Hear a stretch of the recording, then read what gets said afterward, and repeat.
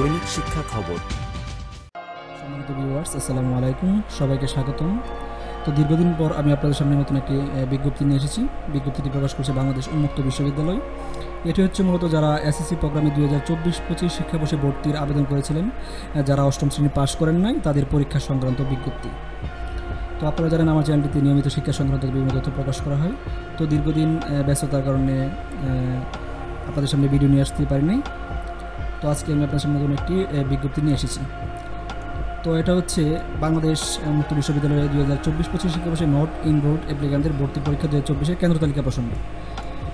তো এখানে যে নোটিশ দেওয়া আছে সেটা বলা আছে, বাওবির এসএসসি প্রোগ্রাম 2024-25 শিক্ষাবর্ষে ভর্তি কার্যক্রমে যে সকল শিক্ষার্থীর জেএসসি অথবা জেডিসি অষ্টম শ্রেণী সরকার কর্তৃক স্বীকৃত সম্মানের সনদপত্র নেই, তাদের পরীক্ষা আগামী 3 মে 2024 তারিখ রোজ শুক্রবার 2:30 থেকে 4:30 পর্যন্ত অনুষ্ঠিত হবে। অর্থাৎ শুক্রবার 3 তারিখ মে মাসের দুপুর 2:30 থেকে 4:30 পর্যন্ত পরীক্ষা অনুষ্ঠিত হবে। তো এখানে 23টি কেন্দ্র তালিকা দেওয়া আছে, চলুন আমরা একটু দেখে নিই।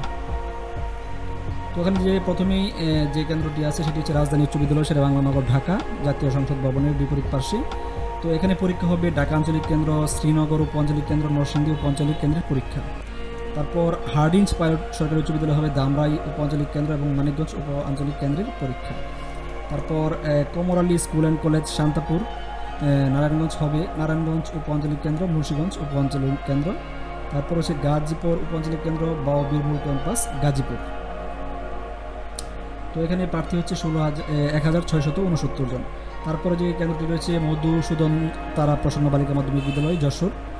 তো এখানে যশোর আঞ্চলিক কেন্দ্র, ঝিনাইদহ উপ আঞ্চলিক কেন্দ্র, মাগুরা উপ আঞ্চলিক কেন্দ্র, নড়াইল উপ আঞ্চলিক কেন্দ্র, মেহেরপুর উপ আঞ্চলিক কেন্দ্র, কুষ্টিয়া উপ আঞ্চলিক কেন্দ্র ও চুয়াডাঙ্গা উপ আঞ্চলিক কেন্দ্রের পরীক্ষা অনুষ্ঠিত হবে। এখানে প্রার্থী হচ্ছে যশোরে 240 জন। তারপর রাজশাহীতে রয়েছে নবাবগঞ্জ সরকারি বালিকা উচ্চ বিদ্যালয়, চাঁপাইনবাবগঞ্জে অনুষ্ঠিত হবে রাজশাহী আঞ্চলিক কেন্দ্র, চাঁপাইনবাবগঞ্জ উপ আঞ্চলিক কেন্দ্র, নওগাঁ উপ আঞ্চলিক, এই 3 কেন্দ্রের পরীক্ষা।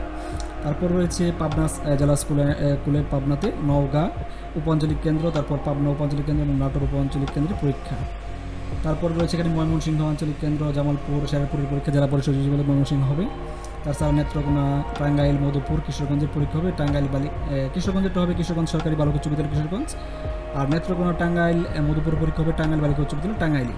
তারপর ফরিদপুর, রাজবাড়ী, মাদারীপুর, শরীয়তপুরের পরীক্ষা হবে ফরিদপুর উচ্চ বিদ্যালয় ফরিদপুরে, আর গোপালগঞ্জেরটা হবে SM মডেল সরকারি উচ্চ বিদ্যালয় গোপালগঞ্জ।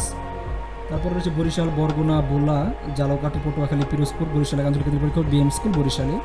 তারপর কুমিল্লা আঞ্চলিক কেন্দ্র, ব্রাহ্মণবাড়িয়া উপ আঞ্চলিক দাউদকান্দি, ফেনীর পরীক্ষা হবে শুভরাতি শাহজাদি মেমোরিয়াল উচ্চ বিদ্যালয় নোয়াপাড়া কুমিল্লা। আর লক্ষ্মীপুর চাঁদপুরের পরীক্ষা হবে কলেজিয়েট উচ্চ বিদ্যালয় লক্ষ্মীপুর সদরে। নোয়াখালী উপ আঞ্চলিক কেন্দ্রের পরীক্ষা হবে অরুণচন্দ্র হাই স্কুল নোয়াখালী সদর। তারপর রয়েছে চট্টগ্রাম আঞ্চলিক কেন্দ্র, পট্টি উপ আঞ্চলিক কেন্দ্র, বান্দরবান, খাগড়াছড়ি, রাঙামাটি, এর পরীক্ষা হবে railway public school polo ground Chittagong. তারপরে কক্সবাজারের পরীক্ষা হবে কক্সবাজার সরকারি বালক উচ্চ বিদ্যালয়। তারপরে বগুড়া আঞ্চলিক কেন্দ্র, গাইবান্ধা আঞ্চলিক কেন্দ্র, সিরাজগঞ্জ, জয়পুরহাটের পরীক্ষা হবে সুলতানগঞ্জ উচ্চ বিদ্যালয় শাহজাহানপুর বগুড়া। তারপর রয়েছে সিলেট আঞ্চলিক কেন্দ্র, মৌলভীবাজার, সুনামগঞ্জ সাধকের পরীক্ষা হবে প্রগতি উচ্চ বিদ্যালয় বদিগুনা দক্ষিণ সুরমা সিলেট। আর হবিগঞ্জের পরীক্ষা হবিগঞ্জ সরকারি উচ্চ বিদ্যালয় অনুষ্ঠিত হবে। রংপুর, কালীগঞ্জ, কুড়িগ্রাম, লালমনিরহাট, নীলফামারী, সৈয়দপুর, দিনাজপুর, ঠাকুরগাঁও, পঞ্চগড়, এর পরীক্ষা হবে রংপুর উচ্চ বিদ্যালয় রংপুরে। তারপর খুলনা আঞ্চলিক কেন্দ্র, সাতক্ষীরা, বাগেরহাটের পরীক্ষা হবে BK ইউনিয়ন ইনস্টিটিউশন খুলনা। তো পরীক্ষা অবশ্যই যারা আবেদন করেছেন অনলাইনে তাদেরকে অবশ্যই পরীক্ষায় উত্তীর্ণ হতে হবে। তো পরীক্ষাটা আপনারা আবারও দেখে নিন। পরীক্ষা অনুষ্ঠিত হবে আগামী 3 মে, অর্থাৎ সময় নেই বললে চলে। আজকে 1 তারিখ, যেহেতু আমি ভিডিওটি এখন করছি 1 তারিখে, তা 2 তারিখ 3 তারিখ শুক্রবার 2:30 থেকে 4:30, অর্থাৎ 2 ঘন্টা পরীক্ষা অনুষ্ঠিত হবে। তো যারা পরীক্ষা দেবেন সকলের জন্য শুভকামনা রইল। আজ পর্যন্ত সকলে ভালো থাকবেন। আর শিক্ষা সংক্রান্ত আপডেট পেয়ে গেলে আমার চ্যানেলটি সাবস্ক্রাইব করে রাখবেন। আল্লাহ হাফেজ।